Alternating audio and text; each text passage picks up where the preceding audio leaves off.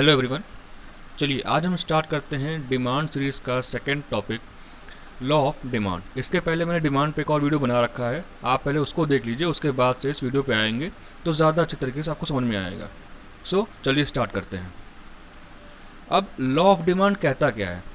Law of demand क्या है? हमको इतना पता है कि डिमांड क्या होती है, as the price goes down demand moves up, और जैसे जैसे प्राइस बढ़ती है तो डिमांड आपकी कम होती जाती है। लॉ ऑफ डिमांड इसी चीज़ को कहता है इन सिंपल वर्ड्स, या फिर यूँ कह लें कि अदर फैक्टर्स को वो कांस्टेंट मान लेता है। देखिए यहाँ पे states that other things being equal the quantity demanded varies inversely with the price.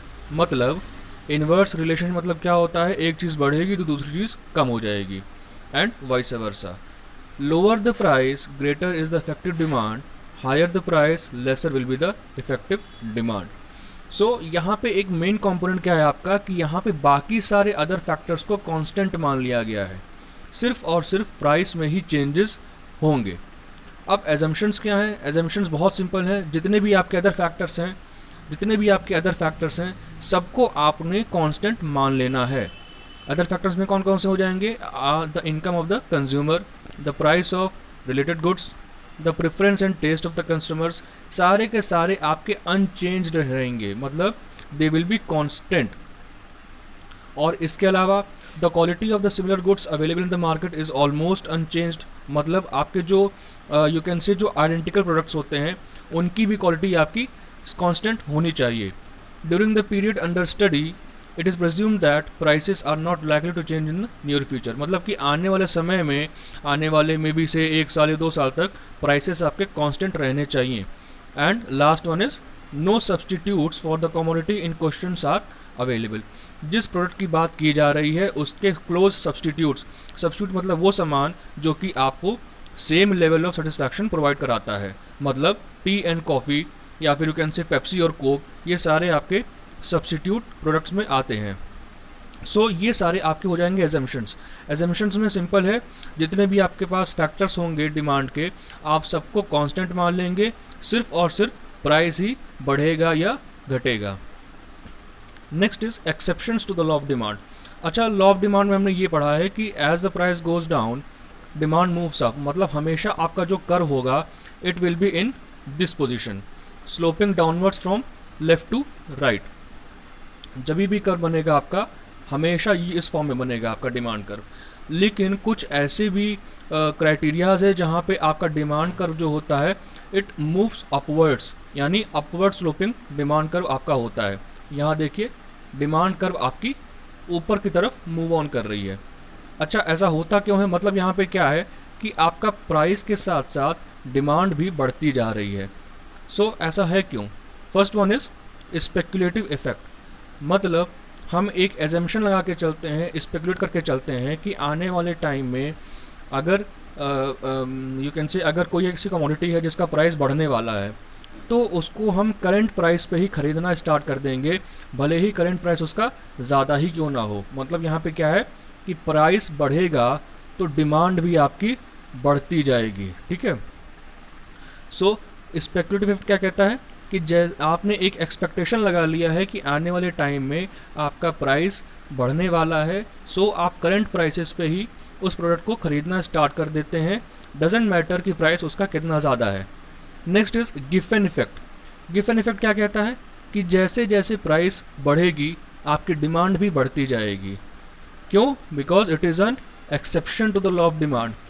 Price बढ़ेगा तो डिमांड भी बढ़ेगी, प्राइस कम होगा तो डिमांड भी कम होगी। ऐसा क्यों होता है? क्योंकि गिफन इफेक्ट एक्सप्लेन करता है कुछ ऐसी बेसिक नेसेसिटीज़ को या फिर कुछ ऐसे इन्फीरियर क्वालिटी ऑफ प्रोडक्ट्स को जो कि एक low level of income country consume करती है। मतलब अगर मान लीजिए कि एक गरीब परिवार है और उसको उसके पास खाने के लिए बस उसके पास गेहूँ अवेलेबल है, वीट अवेलेबल है, तो वीट का प्राइस कितना भी क्यों ना बढ़ जाए उसको वो परचेज़ करना ही पड़ेगा इन ऑर्डर टू सर्वाइव करने के लिए उसको वीट परचेज़ करना ही पड़ेगा, उसका प्राइस डजेंट मैटर कितना भी बढ़ता जाए। सो गिफन इफेक्ट आपको ये एक्सप्लेन करता है। Next is fear of shortage. Fear of shortage क्या है?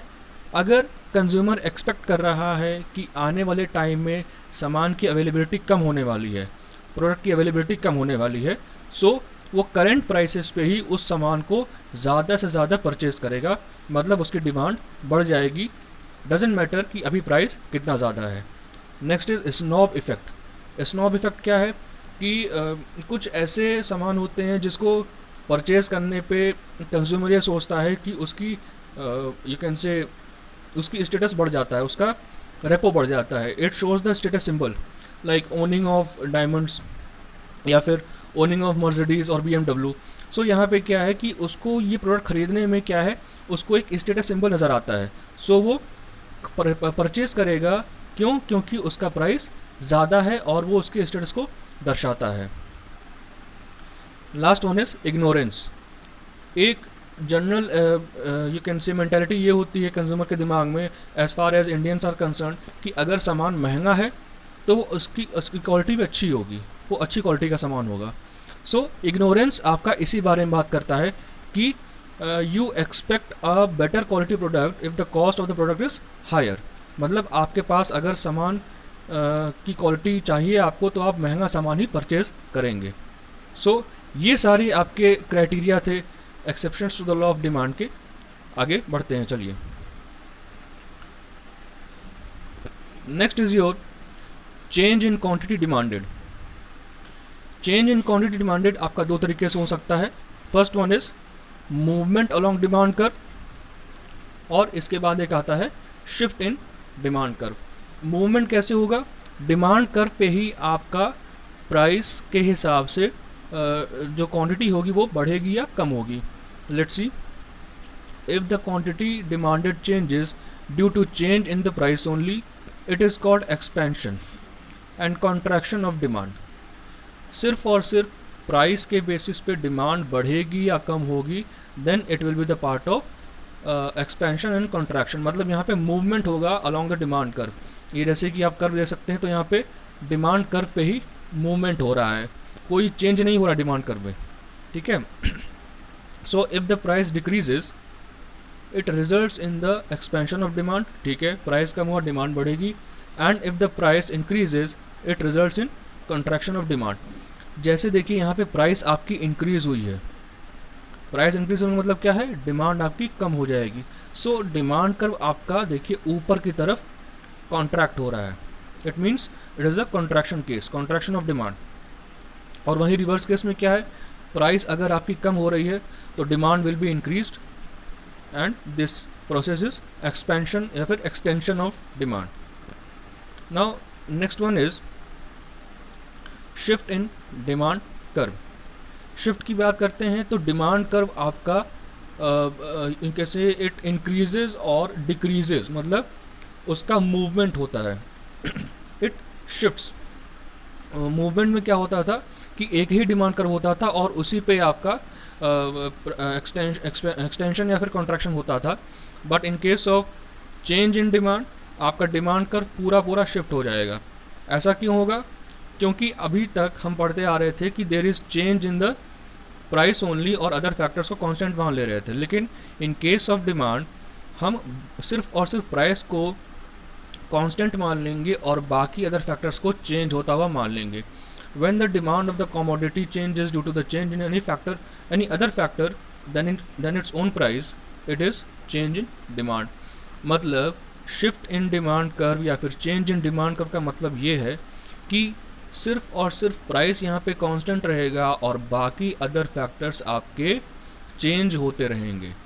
देखिए यहाँ प्राइस आपका कांस्टेंट है, प्राइस इज स्टेबल और इनिशियल क्वांटिटी क्यू थी, बट फर्दर क्या हुआ कि मे भी मान लीजिए इनकम बढ़ गई, अगर इंसान की इनकम बढ़ गई है तो प्रोडक्ट का जो प्राइस होगा वो तो सेम ही रहेगा, बट अब उसी प्राइस पे वो क्या कर सकता है, वो ज़्यादा क्वांटिटी परचेज कर सकता है। मतलब डिमांड आपकी राइट शिफ्ट हो जाएगी।